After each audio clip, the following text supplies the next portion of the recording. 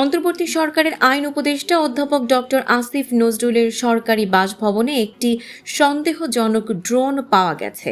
শনিবার সকালে এই ঘটনা ঘটে। ঘটনার পরপরই ঢাকা মেট্রোপলিটন পুলিশের সিটিটিসির সিটি সাইবার ক্রাইম ইনভেস্টিগেশন ডিভিশনের ডিজিটাল ফরেনসিক টিম ড্রোনটি উদ্ধার করে পরীক্ষার জন্য ফরেনসিক ল্যাবে পাঠিয়েছে।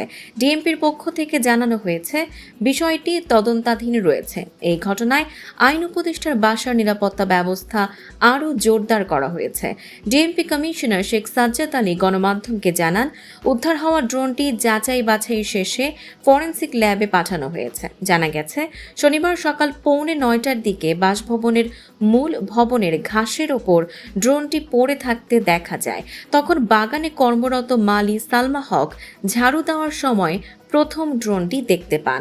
পরে তিনি সেটি উপদেষ্টার ব্যক্তিগত কর্মকর্তা দেলোয়ার হোসেনের কাছে বুঝিয়ে দেন। দেলোয়ার হোসেন তাৎক্ষণিকভাবে আইনশৃঙ্খলা বাহিনীকে খবর দেন। খবর পেয়ে সকাল 10:30টার দিকে সিটি সাইবার ক্রাইম ইনভেস্টিগেশন ডিভিশনের ডিজিটাল ফরেনসিক টিম ঘটনাস্থলে পৌঁছে ড্রোনটি উদ্ধার করে।